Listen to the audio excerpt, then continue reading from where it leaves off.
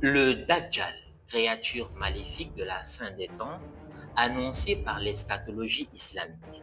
C'est le fameux Antichrist qui sera combattu et vaincu par Jésus, Isa ibn Maryam, alayhi salam. Malheureusement, cet être incarnant le mal absolu semble être présent parmi nous plus tôt qu'on ne le pensait. Et dans la Oumma, beaucoup commencent à se demander s'il ne s'agit pas de l'intelligence artificielle. Non, pas celle que nous utilisons au quotidien, comme ChatGPT, Claude ou encore Gemini, mais plutôt celle que les scientifiques sont en train de préparer pour les années à venir, à savoir l'intelligence artificielle générale, l'AGI, dont les principales caractéristiques annoncées ressemblent incroyablement au pouvoir extraordinaire qu'aura le Dajjal. Alors, l'IA, bénédiction ou malédiction? Voyons tout ça ensemble dans cette nouvelle vidéo.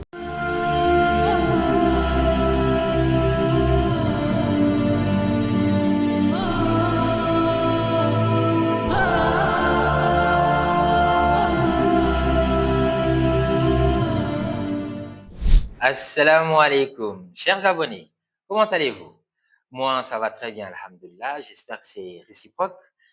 Et c'est donc la deuxième fois que nous nous retrouvons dans ce tout nouveau format, un tout nouveau format où nous allons explorer ensemble des histoires inspirantes qui font écho à l'actualité, à la géopolitique, à l'eschatologie également, et tout ça en essayant de décrypter, d'analyser à la lumière des enseignements de notre belle religion, des enseignements islamiques. Et donc aujourd'hui, je vous propose un nouveau sujet, celui du Dajjal et de sa comparaison assez troublante avec l'intelligence artificielle, notamment les IA les plus avancées, l'AGI par exemple, voilà, qui n'existe pas encore, mais qui est, paraît-il, voilà, les scientifiques, ils ont ça sous la main, ils sont en train de préparer la population psychologiquement et également techniquement, ils sont en train voilà, de mettre en place ce qu'il faut pour atteindre, ils disent, voilà, la fameuse singularité et l'avènement de l'AGI. Donc, on va voir tout ça ensemble car c'est parfois un peu inquiétant, même très inquiétant pour certains membres de la communauté, certains musulmans, qui veulent bien sûr bénéficier et appliquer voilà, les, les meilleures pratiques de l'intelligence artificielle dans leur domaine et au-delà, et bien sûr profiter de cela et en même temps se poser ce genre de questions, c'est assez déroutant. Et donc, on va se poser cette question que je vous ai annoncée au début de la vidéo. Donc, est-ce que c'est une bénédiction, une malédiction? Est-ce que c'est halal ou haram? L'IA est-elle le Dajjal qui nous avait été annoncé par l'eschatologie islamique? On va voir tout ça ensemble. Donc, pour ceux qui ne me connaissent pas, moi, c'est Cher Diakité. Et donc, j'ai créé cette chaîne pour partager avec vous des histoires inspirantes, comme je l'ai dit. Et dans la vie courante, je suis entrepreneur tech, justement, d'où justement ce sujet que je vais aborder aujourd'hui avec vous. Alors, c'est la deuxième vidéo face caméra que je fais de toute ma vie. La précédente, vous la voyez là en haut, elle évoquait l'histoire déchirante de Izzeldine Aboulej, que je vous invite vivement à regarder sans plus tarder. Ça vaut vraiment le coup de savoir ce qui s'est passé dans la vie de cet homme à plusieurs reprises, car c'est très riche d'enseignements, notamment par la manière dont il a réagi à tous ces événements. Et ça nous permet également de comprendre mieux le monde dans lequel nous sommes. Donc, deuxième vidéo sous ce format, deuxième vidéo face caméra pour moi. Je compte sur vous, beaucoup de likes, des commentaires. C'est très important qu'on ait votre retour et bien sûr, pouce bleu pour nous donner de la motivation, du courage et nous permettre d'avoir le maximum de visibilité afin que tout le monde puisse profiter des contenus que nous partageons et que nous ayons également un enrichissement mutuel grâce à leur feedback. Sans plus tarder, commençons par cette deuxième vidéo du nouveau format de Hikayat Aldi.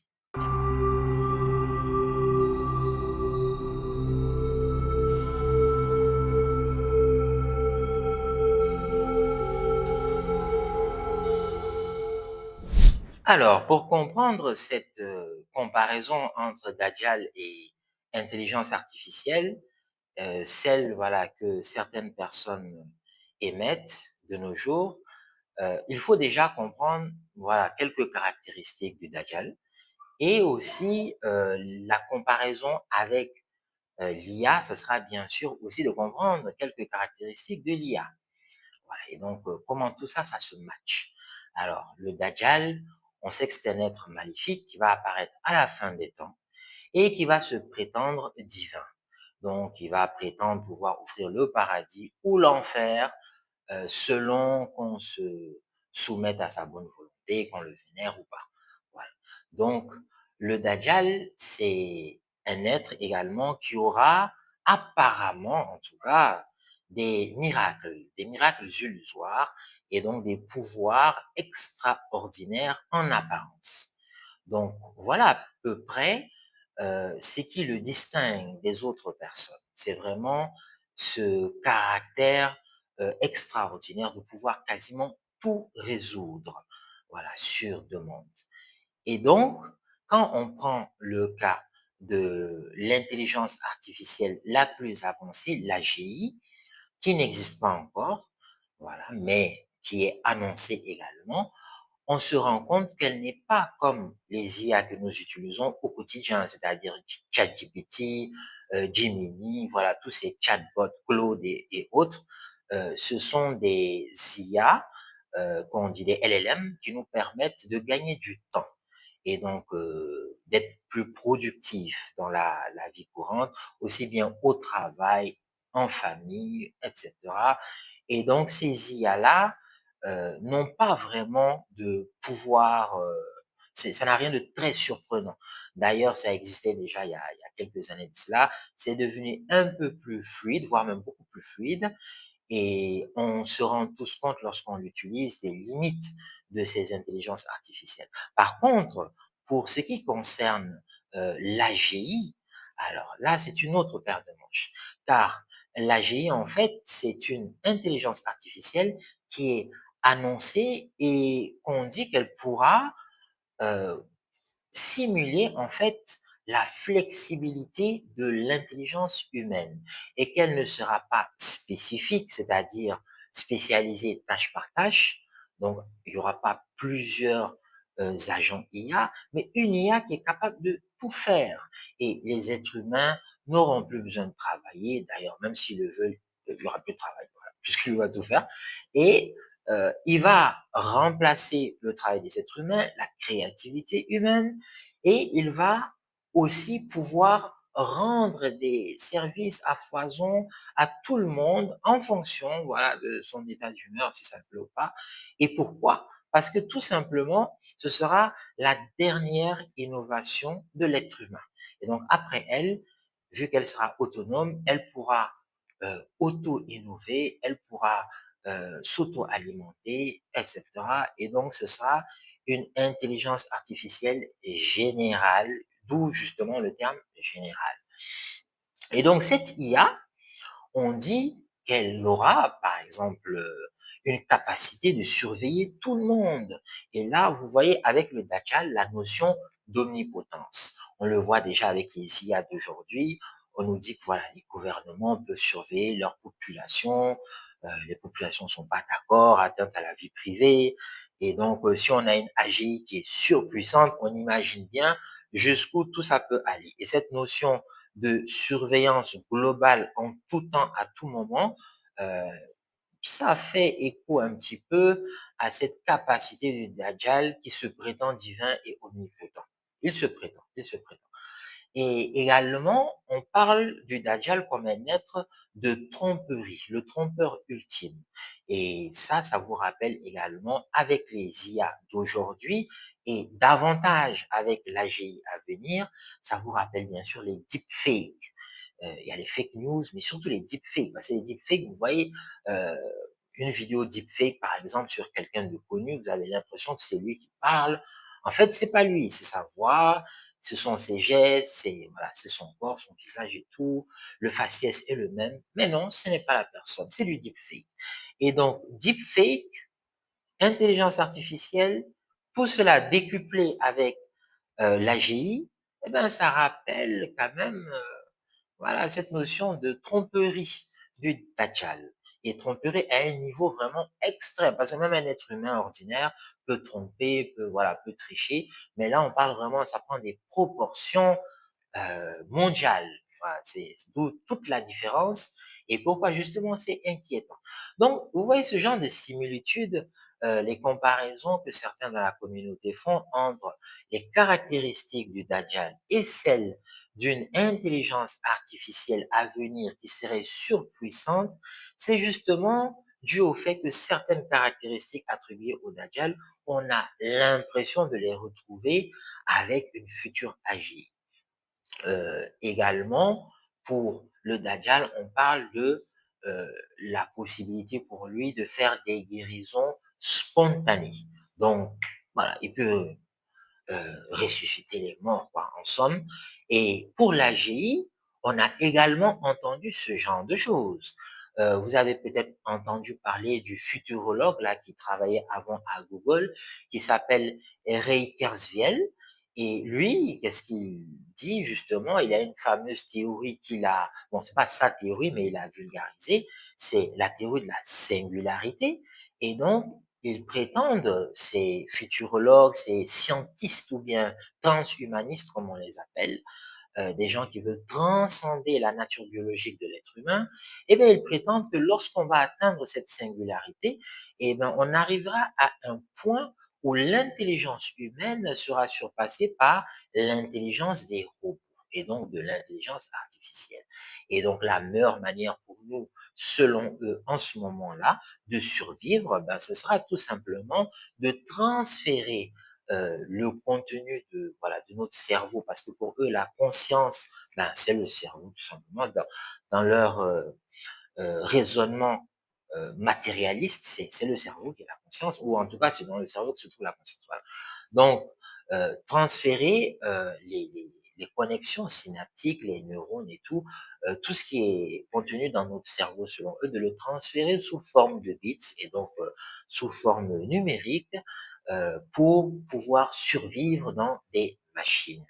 Et plus que, selon eux, avec la singularité, on pourra régler beaucoup de choses avec une intelligence artificielle surpuissante, des choses que nous ne pouvons pas régler actuellement techniquement et à une variable, on pourra les régler comme justement ce type de transfert-là, du biologique au numérique.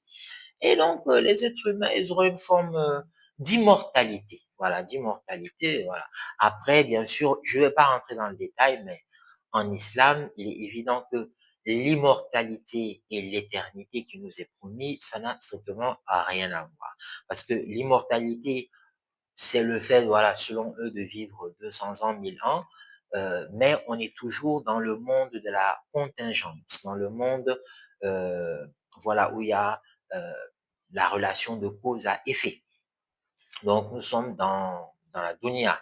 Or, ça, c'est l'immortalité. Or, l'éternité, c'est le fait justement d'être hors du temps. On ne subit plus les effets du temps et c'est ça l'éternité. Ça n'a rien à voir. Donc, vivre 1000 ans, ce n'est pas l'éternité. Mais bref, on ne va pas rentrer dans ce sujet pour cette vidéo-là, donc je continue. Et donc, voilà les similarités un petit peu. Alors, juste pour compléter avec Ray Kurzweil, les futurologues, les transhumanistes, et donc cette façon, voilà, avec des intelligences artificielles très avancées, de faire écho aux capacités du Dajjal, c'est que ils nous promettent cette forme d'immortalité et ils disent que ça va partir voilà, par de la cryogénisation. Donc, plus que ces technologies-là n'existent pas encore, il faut voilà, mettre les corps, vous allez voir comme ça des reportages sur ce genre de méthodes pratiquées par certaines startups californiennes notamment. Et donc, on met les corps, on va les cryogéniser dans voilà, dans des sortes de frigos géants, congélateurs géants, je sais pas, et on va donc conserver le corps dans un certain état, de telle sorte que lorsque ces technologies seront présentes, ben, on pourra, soi-disant, ressusciter, les donner vie à nouveau. Et donc tout ça, c'est avec l'AGI qu'ils comptent le faire. Et d'où vous voyez que les comparaisons entre AGI et Dajjal, c'est quand même sacrément similaire.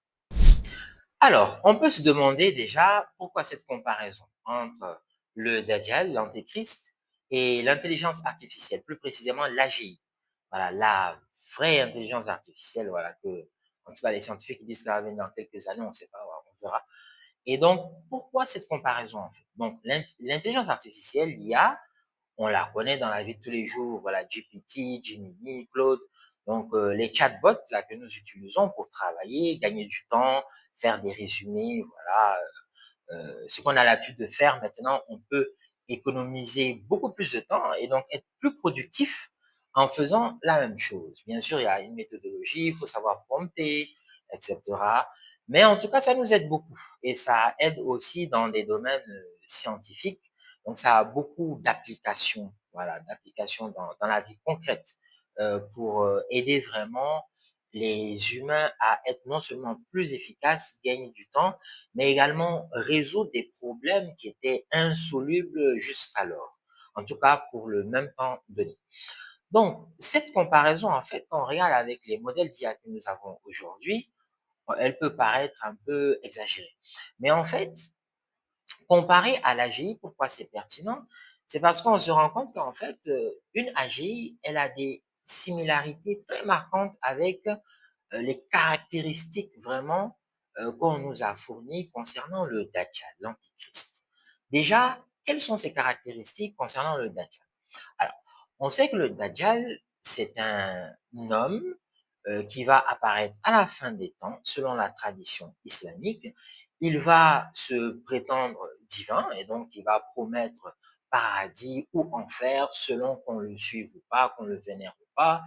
Il va prétendre être omnipotent, il va prétendre pouvoir avoir des pouvoirs surnaturels, comme par exemple le pouvoir sur la végétation, là où les terres arables ne le sont plus, parce que voilà, il n'y a plus de pluie, lui, il peut faire venir la pluie, voilà, la végétation reprend, et donc les êtres humains, voilà, il y avait la sécheresse, désormais il y a de la verdure, il va même pouvoir, en tout cas avec des miracles illusoires, ressusciter les morts.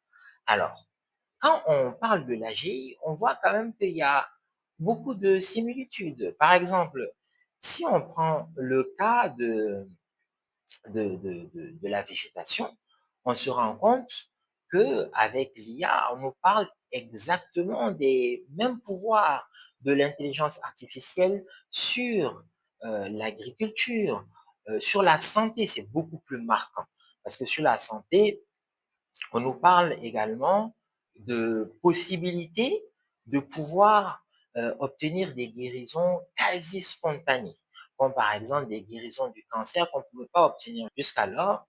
En fait, cette notion de transposer ou de fusionner plutôt le corps avec ce que eux ils considèrent comme l'esprit, c'est-à-dire le cerveau, euh, donc avec les ordinateurs quantiques et autres. En fait, c'est là le point focal. Car avant, les analogies entre une chose, par exemple, et le Dajjal, c'est pas la première fois dans la communauté musulmane qu'on a l'impression, voilà, de voir le Dajjal ici ou là. Par exemple, avant, quand on était enfant, adolescent, c'était l'argent. On disait que l'argent, c'est peut-être le Dajjal. Mais en fait, après, en apprenant mieux notre dîne, on s'est rendu compte qu'en fait, ce qui nous est annoncé, c'est un homme. Voilà, donc un être personnifié, incarné. Et là, justement, avec l'intelligence artificielle, avec l'AGI, qui est sa version la plus avancée, on parle pour la première fois non pas d'un être immatériel, ou plutôt d'une chose, voilà, inerte, mais on parle d'un robot, donc, qui aurait une forme de conscience.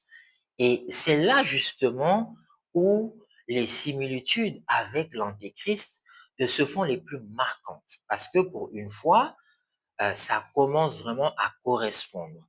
Parce qu'on nous annonce un être donc incarné, et là, on nous parle à peu près de la même chose, voire même de la même chose tout court. Et donc, il faudrait quand même démystifier tout cela par comprendre déjà qu'est-ce que c'est que l'intelligence artificielle. C'est quoi exactement? Une intelligence artificielle, en fait, c'est un système d'algorithmes très complexe qui va tout simplement combiner l'analyse de vastes quantités de données, donc le big data comme on l'appelle, avec en fait une grande vitesse d'exécution de calcul à travers ce qu'on appelle des ordinateurs quantiques pour bientôt, hein, ou bien pour l'instant des superordinateurs. Et donc, en fait, lorsqu'on dit que l'intelligence artificielle est intelligente, en fait, elle simule l'intelligence, mais elle n'est pas intelligente. Et également, le fait de comparer, en fait, l'intelligence artificielle avec l'intelligence humaine, en fait, c'est un abus de langage. Parce que si vous prenez un être humain, il a un cerveau qui est incroyablement complexe et performant et il utilise pour cela une énergie à peu près équivalente à une ampoule de 20 watts. Or, si vous prenez un système d'intelligence artificielle extrêmement avancé, il va utiliser de super ordinateurs, donc des data centers qui sont dans des méga factories, à n'en plus finir, ça coûte des milliards de dollars, c'est extrêmement complexe, c'est maintenu par des êtres humains, et comme je vous l'ai dit, en fait, c'est vraiment une simulation. Voilà, c'est une simulation, ce n'est pas quelque chose de réel. Il peut faire semblant. En fait, l'IA, il excelle dans la probabilité. Et donc, il va sur une série en fait de données qui lui est proposée. Il va dire que si ce mot est apparu, la probabilité que ce mot apparaît en seconde position, puis en troisième, en quatrième, elle est de 99,8%. Et donc, il va placer ce mot en deuxième. Donc, il excelle vraiment en probabilité. Et donc, c'est ça véritablement son domaine, en fait, son cœur de métier. Et donc, ça donne l'impression qu'il est intelligent, mais il ne fait en réalité que repérer dans le chemin qui lui est proposé, il ne fait que repérer des motifs, des patterns, et donc émettre des probabilités et ensuite séquencer tout ça. Et bien sûr, comme ce sont des algorithmes très avancés, ils utilisent de la big data et des super ordinateurs, voire même bientôt, on parle d'ordinateurs quantiques, comme je vous l'ai dit. Et donc, tout cela, ça donne effectivement une capacité d'exécution, une capacité de résolution, en fait, des cas, on va dire, mathématiques, des cas algorithmiques, qu'un être humain qui, lui, utilise beaucoup moins d'énergie, beaucoup moins de place, bien sûr. Je vous ai parlé des méga factories, des data centers. Et donc, cet être humain-là, comparé l'intelligence artificielle la plus avancée avec un être humain, en fait, c'est pas réaliste. C'est un abus de langage et c'est même complètement faussé la comparaison. Comme on dit, comparaison n'est pas raison. Et là, vraiment, ça se confirme.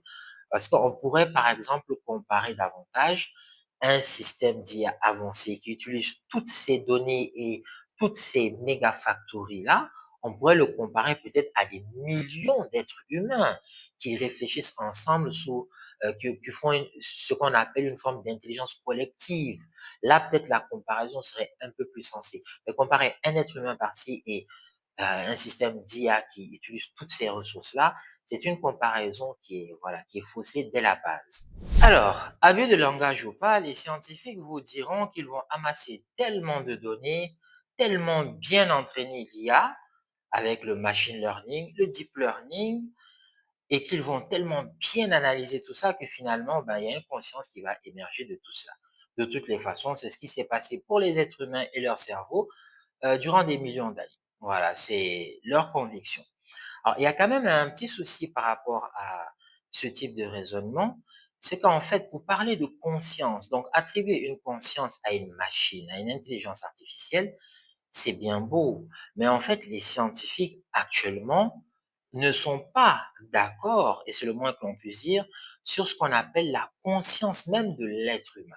Il y a le fameux hard problem of consciousness qui a été donc théorisé et vulgarisé par David Chalmers. Et cette théorie-là, en fait, est très claire. C'est que on ne comprend pas en science pourquoi les êtres humains ont l'expérience subjective. Donc, c'est ce qu'on appelle le qualia. Donc, le fait de ressentir quelque chose qu'on est seul à ressentir. Et donc, les robots, par exemple, ne sont pas sentients. Autrement dit, ils ne peuvent pas ressentir. Ils peuvent faire du mimétisme, ils peuvent suivre des motifs, des patterns, comme on l'a évoqué tout à l'heure. Ils peuvent en fait analyser, faire de la probabilité, faire du séquençage, suivre le raisonnement, voilà, la logique de leur algorithme pour lequel ils ont été donc programmés, mais ils ne peuvent pas être sentients, ils ne peuvent pas ressentir et ils n'ont pas de qualia, donc ils n'ont pas d'expérience subjective. Et donc, toute justement la théorie du hard problem of consciousness de David Chalmers, eh ben, elle nous dit qu'on ne sait pas en science et donc en philosophie de la conscience, on ne comprend pas pourquoi les êtres humains, dans leur cerveau, expérimentent, enfin, comment se fait-il que des expériences subjectives émergent des connexions synaptiques, émergent donc voilà, des interactions entre les différentes parties, les différentes lobes du cerveau. On ne comprend pas cela. Alors, attribuer une conscience à une machine alors qu'on ne comprend pas soi-même l'origine et le fonctionnement de sa propre conscience, c'est quand même contradictoire.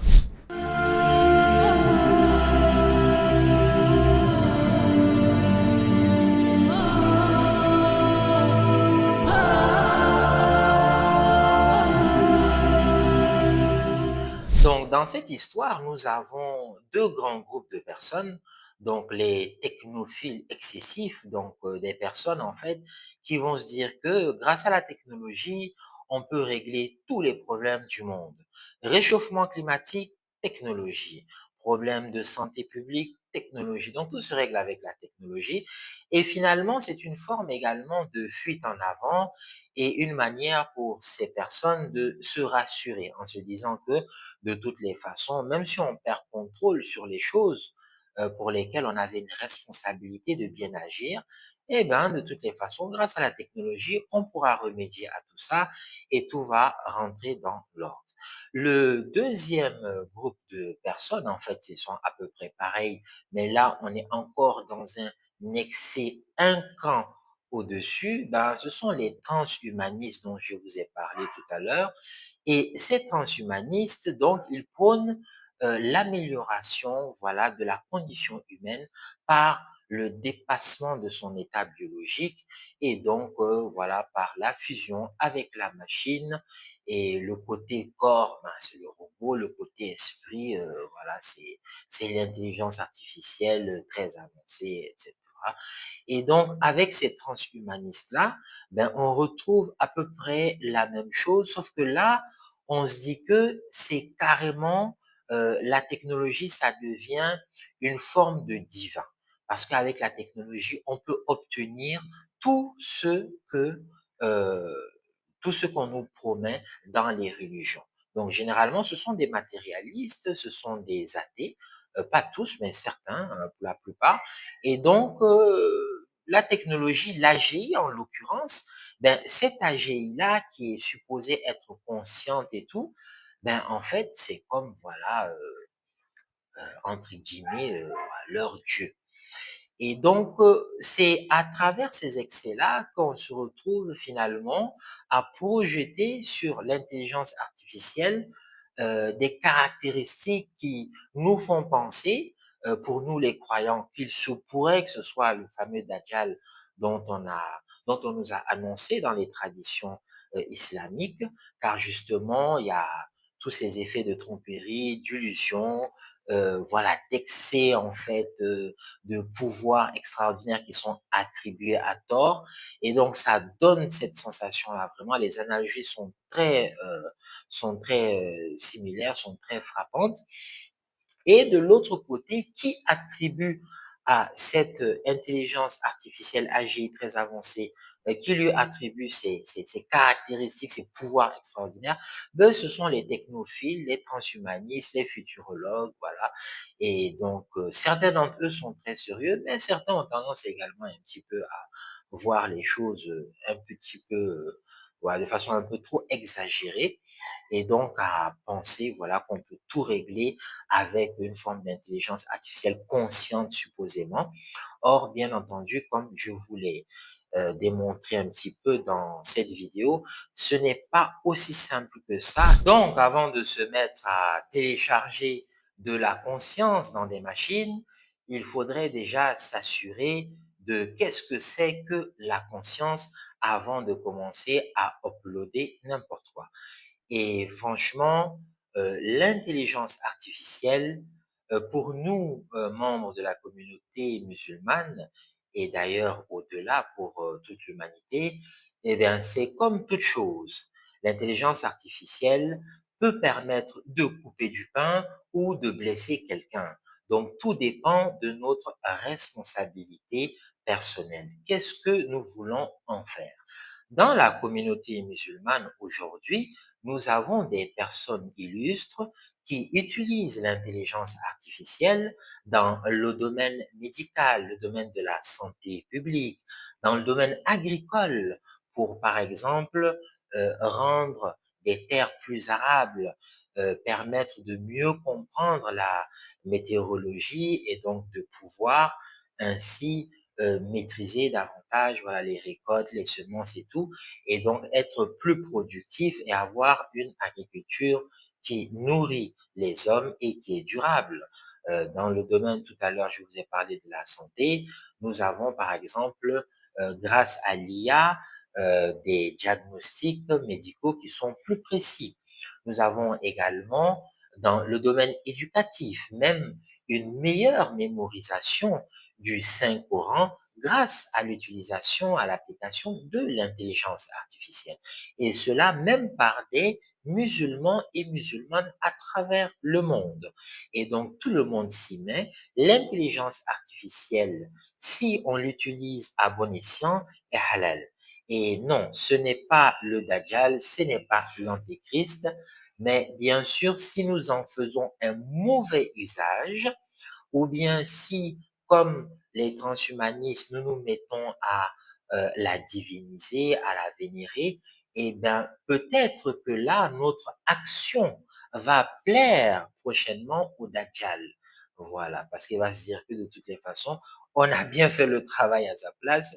De toutes les façons, c'est ce qu'il attend de nous.